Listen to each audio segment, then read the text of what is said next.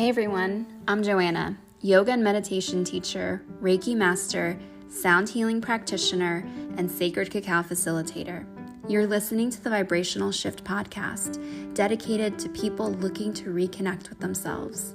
Together, we'll explore different energy healing modalities, meditations, breathwork, sound healing, and so much more. Are you ready to experience a vibrational shift with me?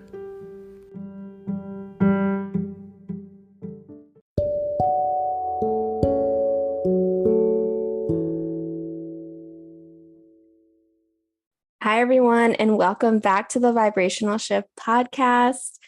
I have literally been moving around from room to room the last couple of minutes, trying to find some place where I can sit down and actually record the intro to this podcast.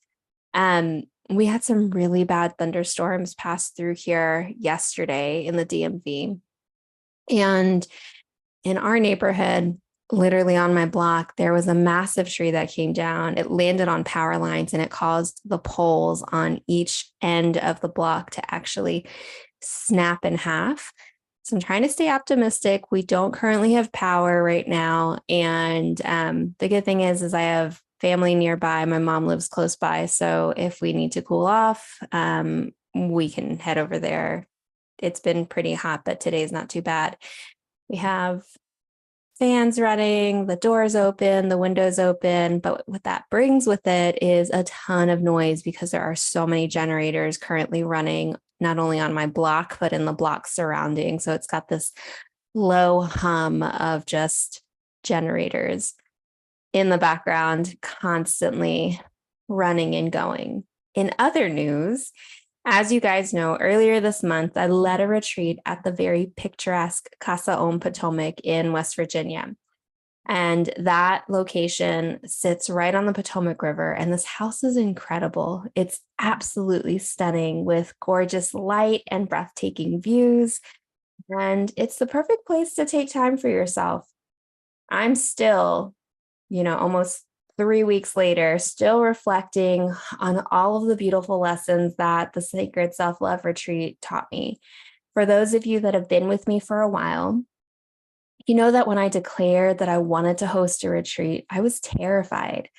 I began leading retreats in the fall of 2021, and I just hosted my 4th retreat this month.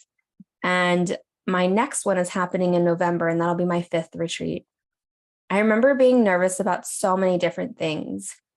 At the end of each retreat, I'm always struck at the transformations that happen, not just for the retreat participants, but for me as the facilitator. The Johanna that walked into the retreat at the beginning is not the same version that walked out and drove home.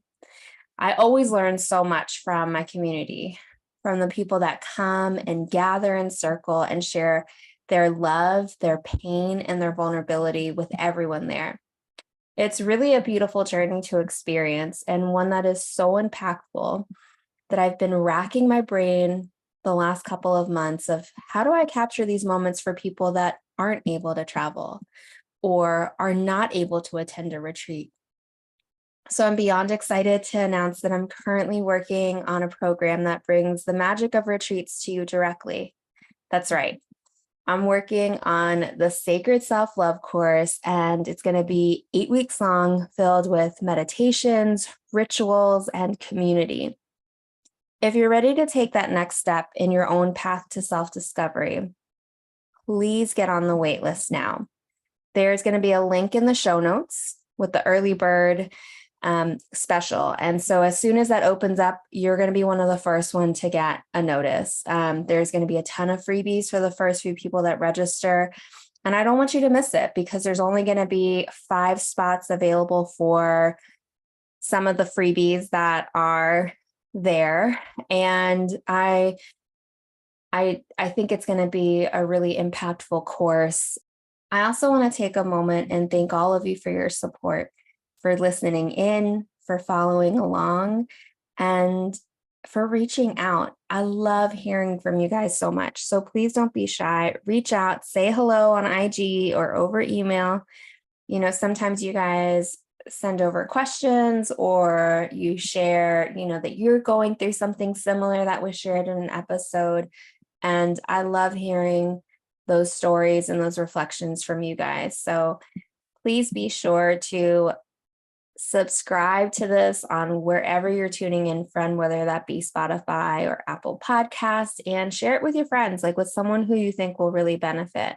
On this week's episode, I have Bri Alexander. Bri is such a sweet soul. She and I recently crossed paths, and as soon as I met her, I knew I wanted to have her on here.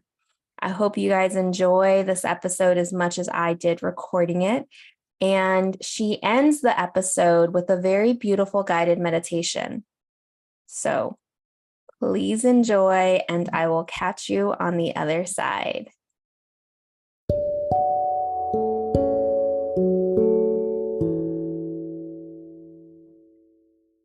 I am so excited to introduce our guest for this week, Bri Alexander.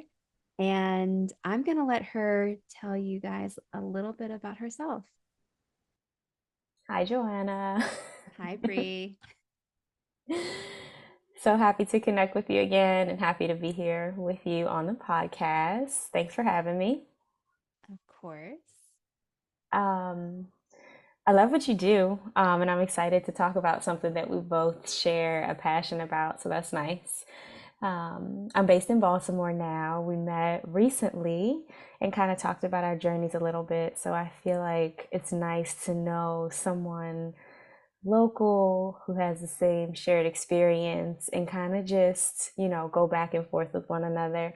I got started with holistic wellness as a part of my own healing journey, and I've been sharing it with others since 2001. So I'm in my second year now of business, Bri Alexander Wellness. Yeah. I just want to call out that we've been trying to schedule this for months, and by no fault of your own, it's been like one thing after the other. So I believe in perfect timing. And I think that today's conversation will be fruitful because every time we tried to schedule it, it was like something came up. But I think divine timing is like a real thing, right? So let's jump into it and see what magic comes of this conversation.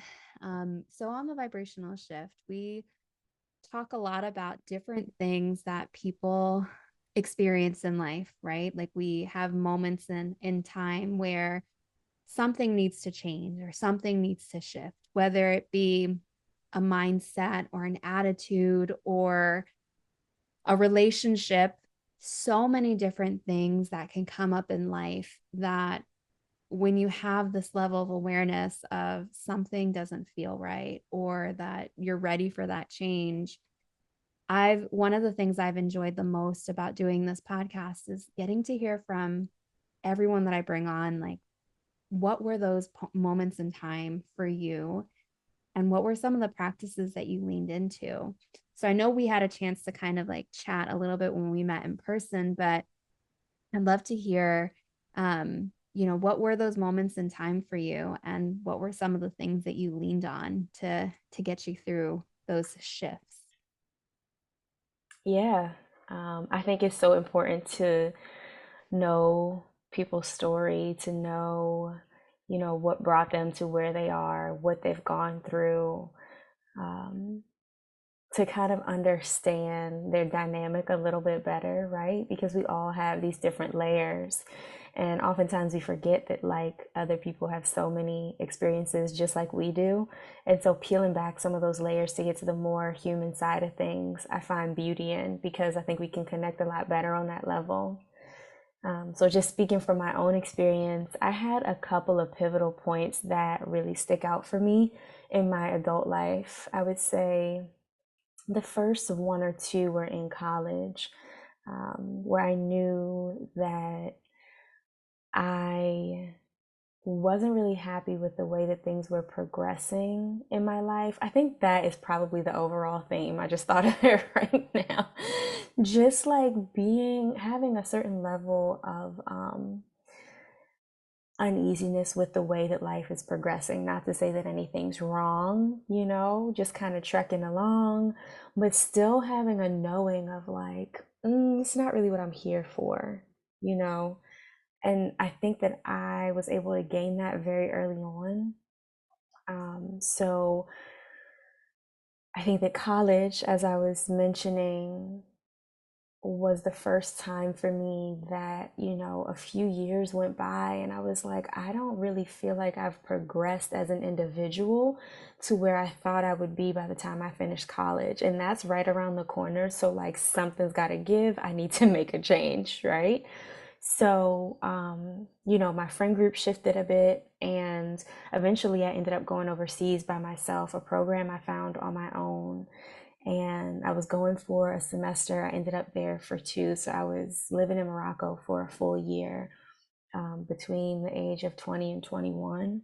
So you can imagine that was very impactful. I was very impressionable. I was like a sponge. And I came back so different, like a different form of myself that I felt like I came home to because she was always in there. And when you're living, um, not but when you're living independently in a foreign place and you don't have the responsibilities of day-to-day life that you normally do at home, there's a lot of room to explore, and there's a lot of self-discovery and questioning and doubt that comes up. And so just sitting with that discomfort and kind of measuring what it means for you, shifts that you can make because you have the freedom to do so, right?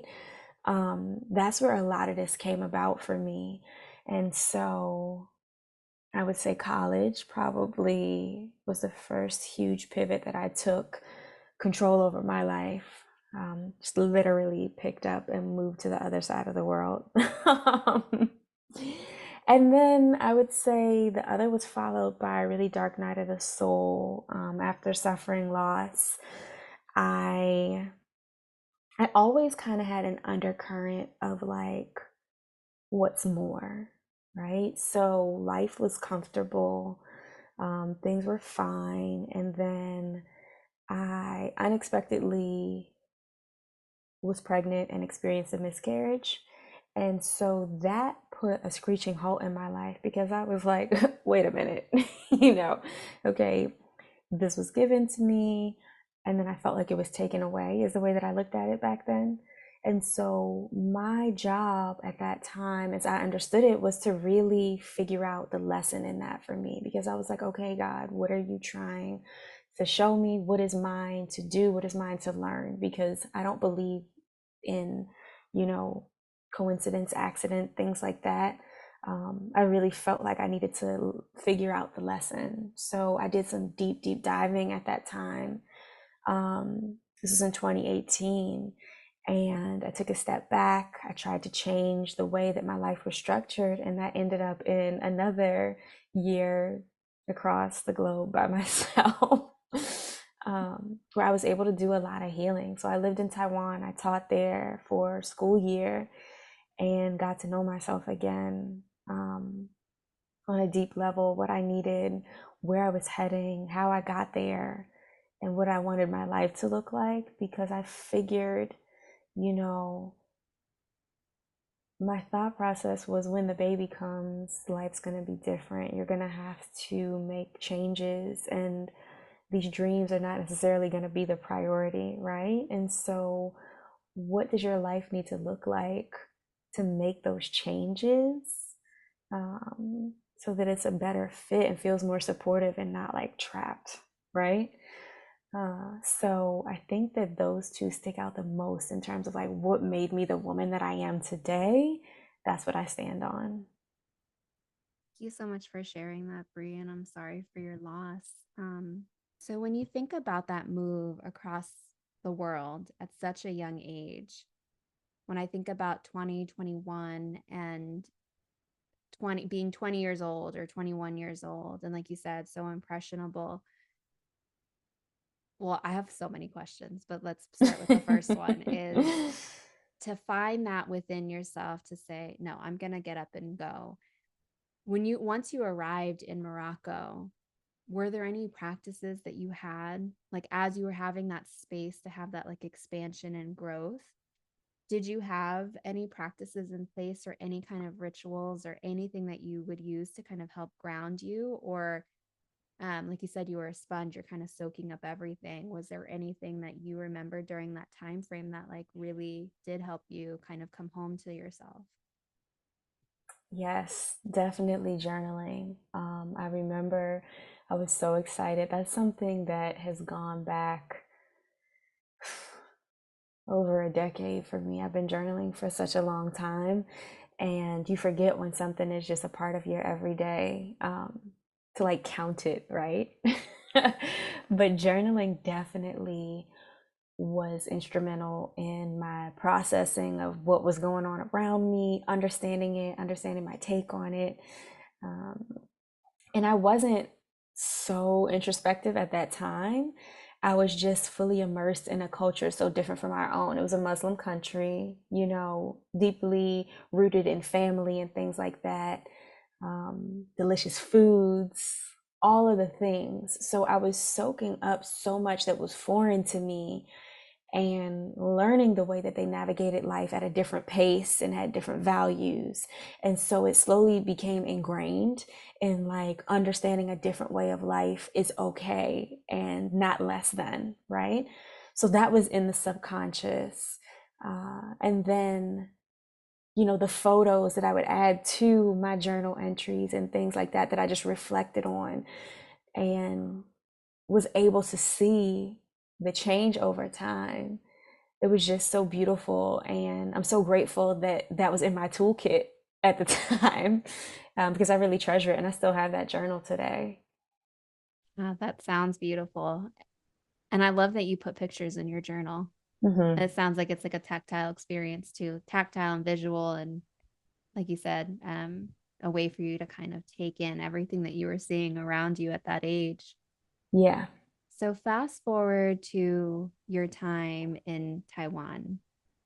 I'm sure that is like a completely different, you went like to the other side of the world now.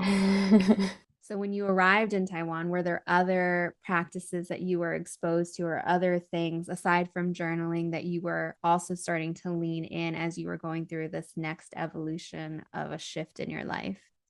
Absolutely. So by that time, yoga and meditation had become a part of my everyday life. So those were incorporated. But what's interesting is that I went to Taiwan to get the headspace.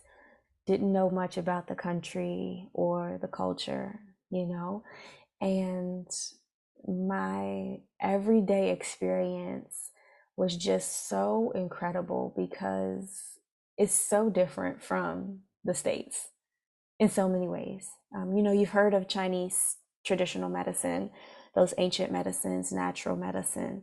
I remember walking down the street and like there would be these natural medicine shops with like mushrooms and herbs and things just out in the open.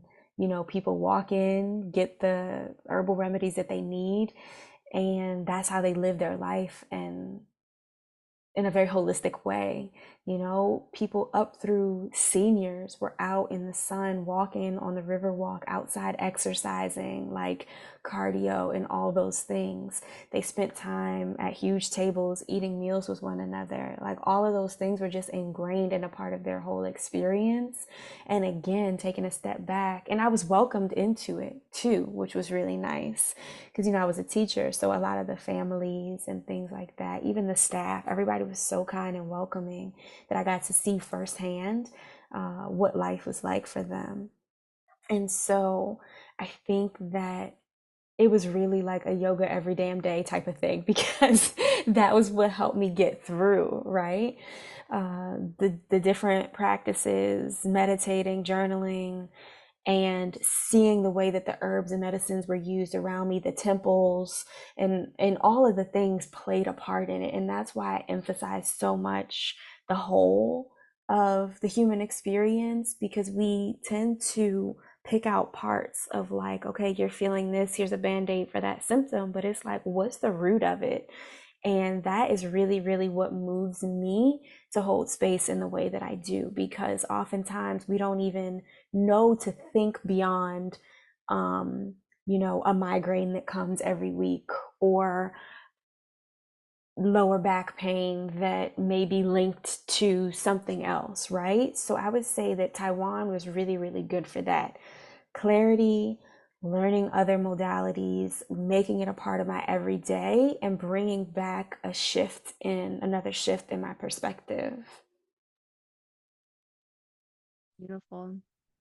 Um, so you started to allude to it a little bit when you were introducing yourself, but what are some of the offerings that you have? You're based locally here where I'm at in the DC, Maryland, and Virginia area. So where can people find you? What are some of the offerings that you have? Sure. So I base my work around sound healing. I do dance healing, somatic movement, meditation, Reiki, laughter yoga, visualization, journaling, all things spiritual energy work, I would say, that are base level. I like to call them like 101 so that the beginner can feel comfortable and welcome in the sessions that I facilitate. That's what's important to me because I think that that's what creates a shift, right? Not preaching to the choir, but exposing it to people who are open to saying, what's that about? What are those bowls? What is she doing over there? That curiosity. Mm-hmm. So right now, Bri Alexander Wellness is my business. I collaborate and partner with other small businesses, corporate groups, and universities to bring wellness to their groups. I'm at Shift Yoga Studio the third Sunday of the month. I am partnered with a few other places, Take Care in Georgetown, DC, and the local studio here in Baltimore is in the works. Not quite put in place just yet, but soon to come. And then I have a private meditation suite in Columbia for one-on-one for people who want to dive a little bit deeper, explore some Reiki and sound healing and energy work together. So quite a few things, also virtual, that I have my hand in. But I think that they all complement one another, and that's what was really important to me was having practices that can be layered in a natural way and not feel like I'm spreading myself too thin, right? I love one of the things that you said about, people see the bowls and like it gets them curious, right? I think as also a fellow sound healer, one of the things that I like to think of sound healing as being like a portal for those people who may not necessarily be thinking about may not even be thinking about like meditation or how their breath can affect their bodies and letting it be like that portal, like they're 1 foot in because they don't really have to do much, right, in order to receive. um, so hearing you say that brought a smile to my face. Where can what are your handles? How can people your handles? How do people find you? How do they search for you? So if they're looking for you, what channels are you on the most? Instagram, definitely. Bri Alexander Wellness is my Instagram handle. I took a little break for the last week of May into early June, but I'm gonna be back, I guess tomorrow. A little self-care is also important for us who heal others. So that is my Instagram and Facebook, Bri Alexander Wellness as well. I think those are the two main sites I use right now. And I have a website, brialexanderwellness.com, for more information. All the shameless plugs, right? Yeah, you got to do it. And to book your private one-on-one meditation and sound healing session with Bri can also be booked on her website. Right. Yes. There we go. Um, or your virtuals. So I'd love to have you, if you are open to it, walk me and the audience through a short practice that could support us for the day to day. Absolutely. Allow yourself to find a comfortable seated or laying position.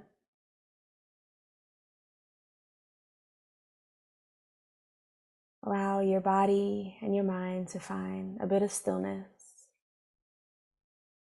releasing tension from each muscle in your body. completely and fully relaxing into the present moment.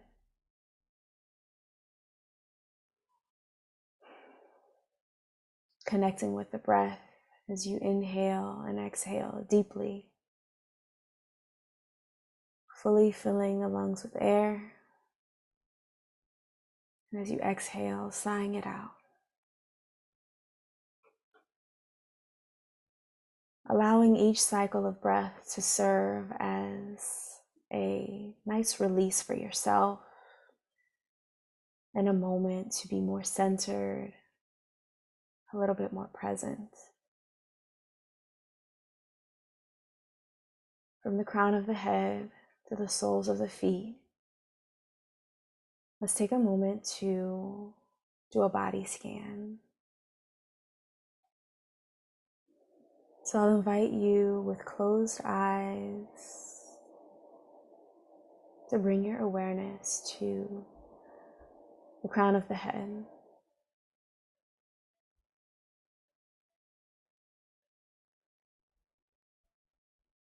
Imagining a light purple ball, sphere, just hovering above the crown of your head, maybe reflecting some of the light around you.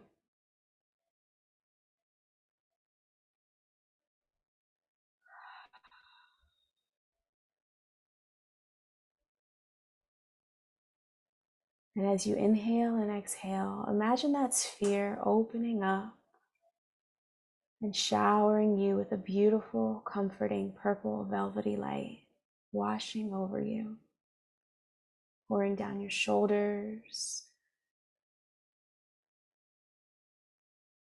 As you lengthen your neck and drop the shoulders away from the ears, creating space, releasing tension, feeling the warmth of the light.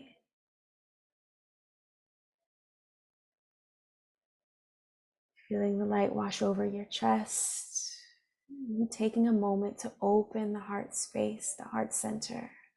Breathe into that space, send some love into the breath.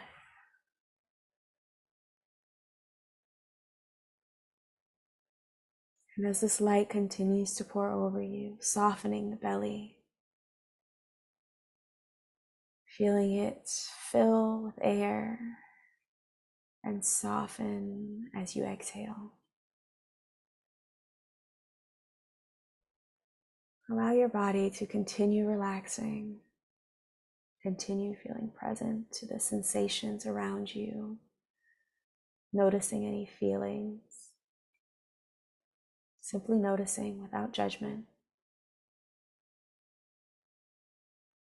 Allowing the hips to relax,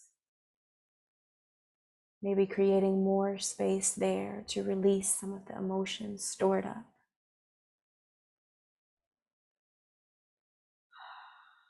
Breathing into the legs, the calves,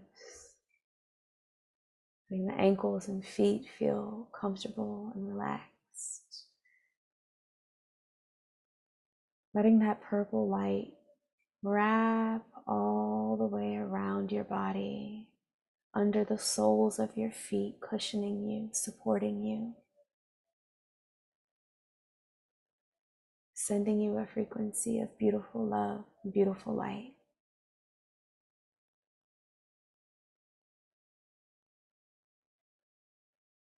Pausing here for a moment.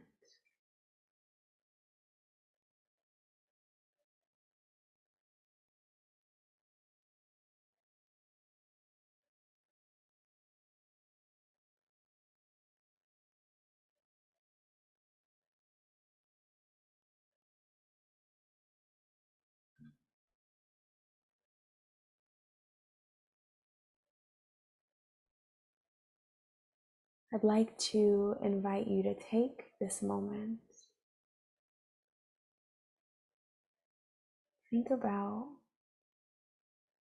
your favorite person. Think about someone who brings a smile to your face.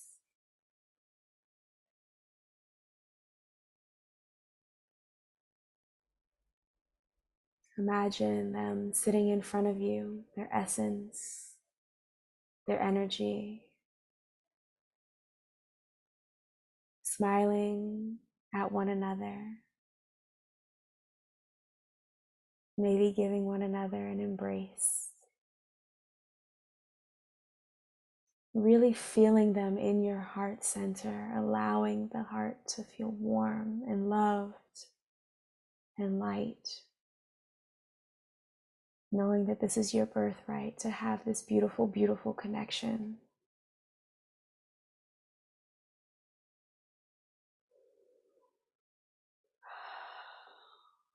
Deepening the breath.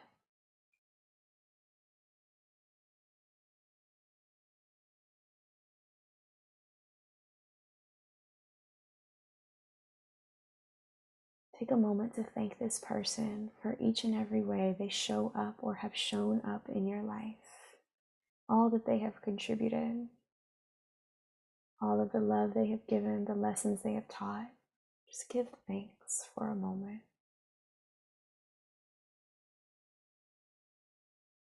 Maybe bringing both palms to the heart center, pressing gently against the chest, feeling the heartbeat connecting to it. Embodying the joy and gratitude.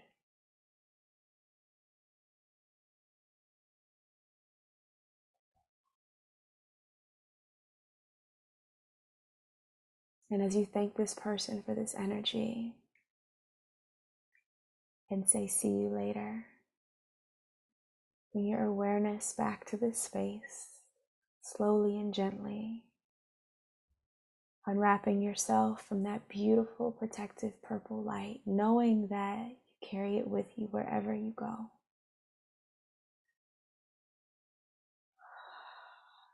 And as you journey on through your day, may you carry this peace, love, and gratitude with you and share it with others.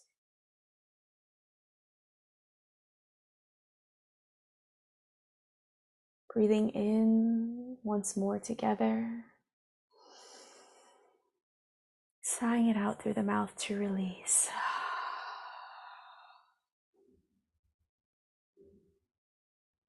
That brings our visualization to a close, giving so much thanks and gratitude for sharing this moment with me. And so it is. Thank you so much for sharing that practice with us, Bri.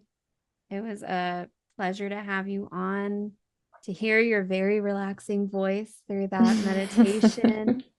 And for those of you listening, again, her name is Bri Alexander. All of her information can be found in the show notes. And until the next episode, bye.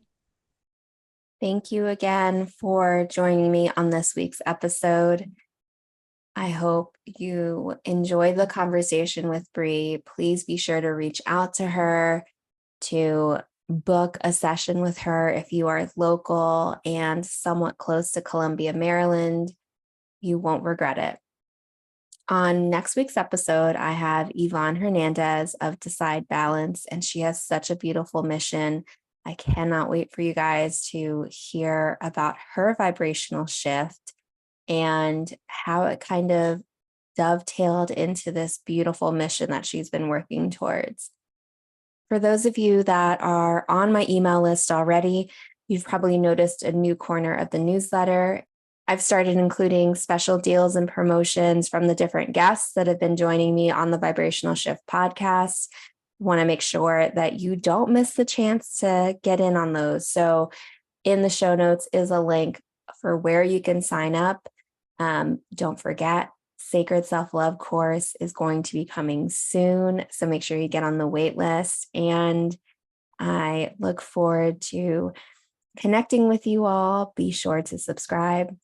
Have a great day and a rest of your week until the next episode. Bye.